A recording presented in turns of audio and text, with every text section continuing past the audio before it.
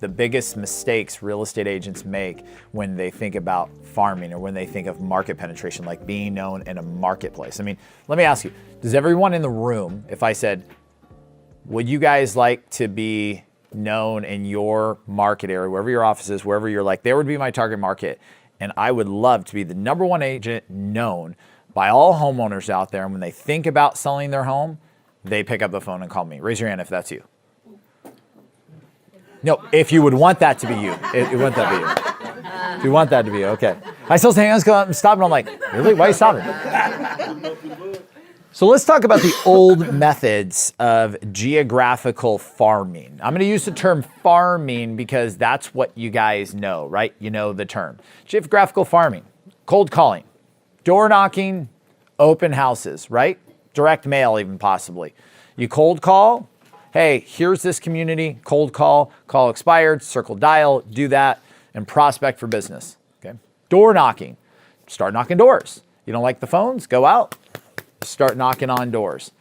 Then you got open houses. Try to do open houses in this one centralized location and maybe send out some direct mail.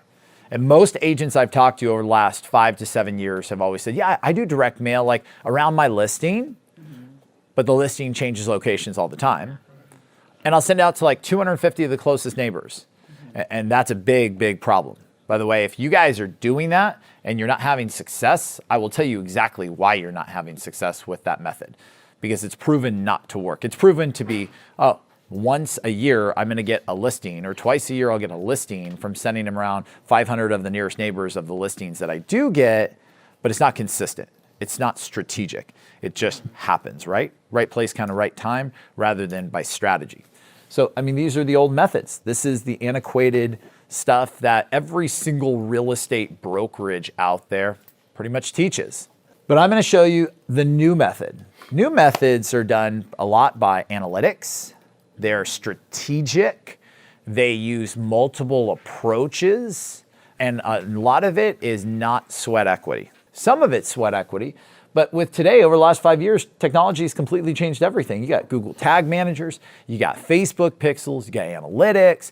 I mean, you guys can pull up more data now on a community than we could just even 4 or 5 years ago. Like you can find out, characteristics. You can find out how many children. You can figure out where they shop if you're looking for the data, because the data changed everything. But most real estate agents don't realize that. They still think those old methods are the way, because they're not a tech wizard or they're not, a marketing strategist. And it's just not really the case. So let's take a look at this.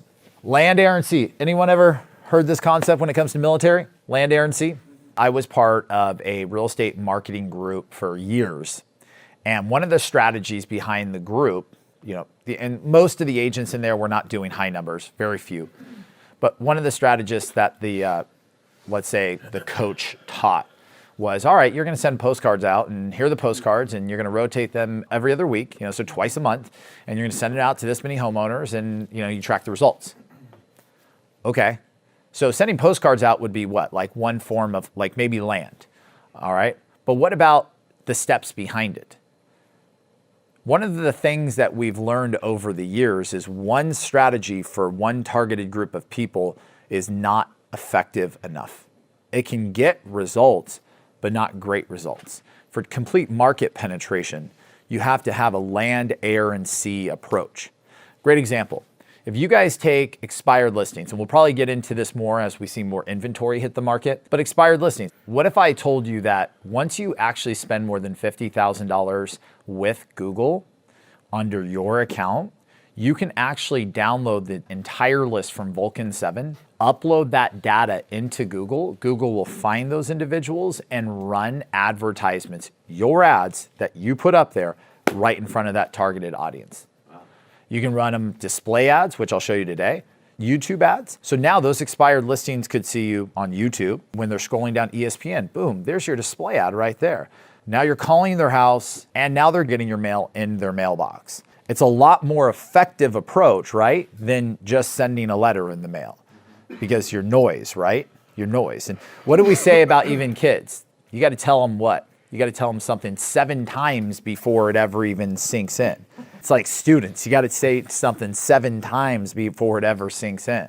Same thing with consumers when it comes to marketing. They got to see it multiple times in multiple different ways before it really starts to sink in. And so that's why it's so important when we look at land, air, and sea. An example of that would be direct mail, circle calling, or circle dialing, and even Facebook advertisement, when you could upload lists into Facebook and run targeted Facebook ads to those folks.